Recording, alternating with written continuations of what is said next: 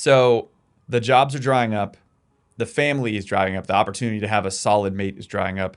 But there's a different men and women who are in this similar situation who maybe lose their job. The 25% of women that were in manufacturing losing their same job, they are responding different to this economic situation. Women are more adaptable than men to that kind of change in circumstance. They're more likely to go back to school, as one example. Mm-hmm. If you look at men who are unemployed, their propensity to go to church or volunteer at a nonprofit actually goes down, not up, when they're unemployed, even though they have more time. Mm-hmm. So one of the issues for guys is that without a livelihood, their sense of self-worth plummets, and then their desire to go out and volunteer also plummets. Do you know why that is? I mean, I think that's like the core of this. And we've been trying to get to a better equality of opportunity for men and women. But men and women are so different, and the numbers are screaming off the page. I have thoughts too, but it goes back to kind of what we're talking about video games too. Men are more likely to dive into video games or spend a lot of their new free time spent on the computer in this situation. Why do you think that is? So here's a quote from George Orwell.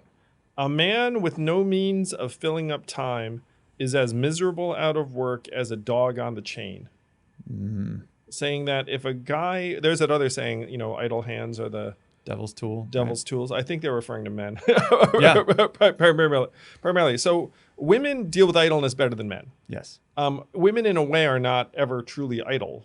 They'll be able to improve their environment, improve themselves, go back to school, spend time with each other. They don't have the same kind of negative social externality pattern that men do. Men who are idle start gambling, drinking, doing drugs, and become antisocial pretty quickly. Right. And a lot of people listening to this have seen some version of this in their own lives. Maybe they felt that. And it's something that I will say I personally sympathize with a great deal. One of the things I say in The War on Normal People is that every guy has the seeds of a failed man inside of him. Right. And so you can see when someone does fail, when a guy fails, you're like, oh my gosh, like that could be me, because you kind of know yourself. You know that there's some part of you that just wants to go to the basement and hang out and play video games and avoid the world. What are those seeds in your eyes? Like, what are the seeds of a dysfunctional man? You know what I'm saying? Like, I think every guy... Well, one of the things I joke about with Evelyn sometimes is that if you're an unmarried man, your life will likely end earlier. Like you will die by the numbers. By the numbers, you will die. What is it? 7-10 years earlier. Yeah, it's almost a decade, right? And if you are an unmarried woman, no effect on your lifespan. Like, guys do not make women live longer. We have no impact. Yes. Women make guys live longer. Right. And now that I am married, I understand why. So I'm 47. I have friends who are unmarried and may never marry.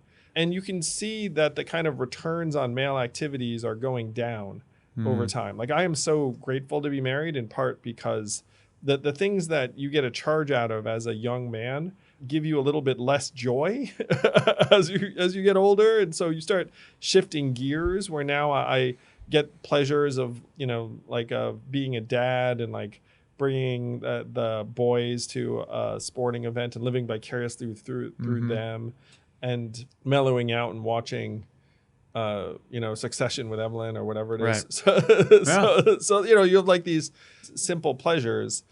And I think the seeds of failure for guys are that we need to feel some degree of progress, achievement, stature, appreciation, virility, appreciation. And video games form a perfect avenue for this, because if you spend a bit of time, you get stronger, you get more powerful, you get richer, you get more friends. You get to win, right? This competition. You get to win. Right? And so here's a quote from Jonathan Gottschall, who writes about gaming. "Virtual worlds give back what has been scooped out of modern life. It gives us back community, a feeling of competence, and a sense of being an important person whom people depend on." Yes. Yes. And that is what a job does. Yeah. And then what But what's fascinating to me, and this is what I kind of want to get into, is that the job or that sense of duty or responsibility or appreciation or respect that men are craving, when it's not there, there's seeds of dysfunctional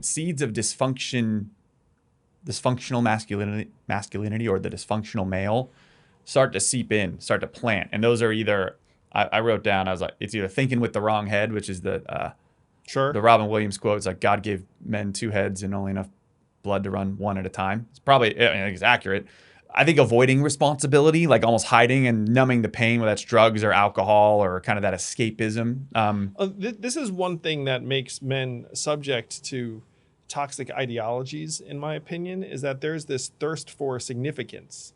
And so if you don't get that significance in your day-to-day life, and then someone has some idea being like, oh, you know why things are going badly for you? Because these people are keeping you down, and here's how we can fight them. Then you start getting attracted to that because it makes you part of something important. Yes. And men crave that. Yes. There's a crave to take things, like be a man and like that's yours or go get it. And that can be done well or very poorly in the way that men approach women and things like that. There's the competition, the ego, the hubris, but it also turns into apathy or hate or racism. You know, these darker pieces of otherness or other people are causing this. And so to me as a society, we need to talk about that and understand that. Frederick Douglass, what did he say? It's in your book. He said, it's easier to build strong children than to repair broken men. And when men start getting these seeds, it gets very, very, very difficult to come back. And I've seen that in terms of a lot of them industry work my dad does. You have men that are they're just broken. They're beat. This is in some ways a grossly oversimplified way to think about the struggle that America is going through, where you have this disintegrating way of life for millions of men and a need for significance and anger.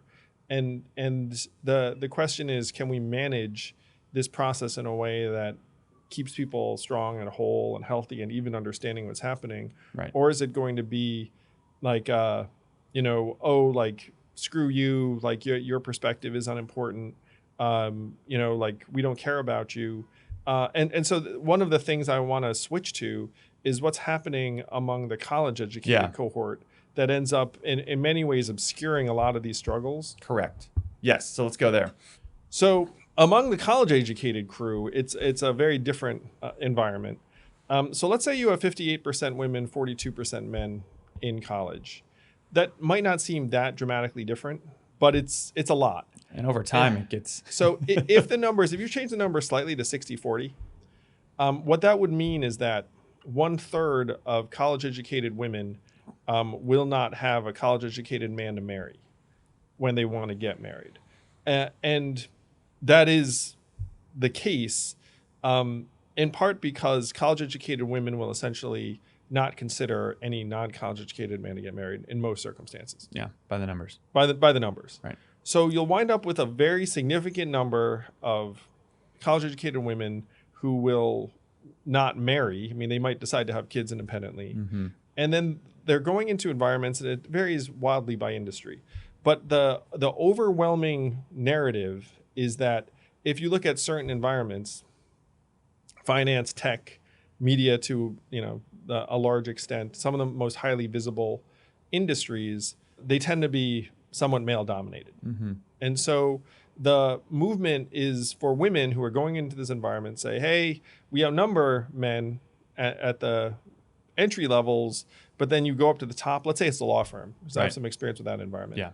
The number of law school graduates is essentially a gender parity now, male, female. But if you look at the partnerships, it's like very, very male dominated. Right. And so the active movement is to say, hey, this stuff is out of whack. We need more female CEOs, more female partners. We need more female board members. And so the narrative is around men marginalizing women in these environments, which is a very different environment than what we were just discussing, which is like there are, legions of men who don't have meaningful opportunities among the less educated set. So among the educated universe, it's like, hey, why do guys have all the power and money? Right. And our response to that has been promoting women faster, I guess, slowly but surely. Like we are. I mean, have you seen people or companies start to level the playing field, or you still think it's It's dynamic. still very, very out of whack. Mm-hmm. Is it improving marginally? My perspective on this is that a lot of these environments are almost intrinsically women unfriendly and somewhat family unfriendly. Yeah. And you worked on Wall Street, so you might be able to speak to this. Though you worked in like a slightly gentler sector. A little gentler, yeah. So we have this winner take all marketplace, and if you look at finance and tech and media, the winner take all dynamics are all consuming, where it's like, look, if we get this deal or we get this market or whatnot, like we're all going to be rich, and then if we don't, we are all going to be poor. So everyone needs to go, and you come and be like, look, you need to work, round the clock, you need to be available all the time, and you do it for years on end, and then you'll reap these massive rewards.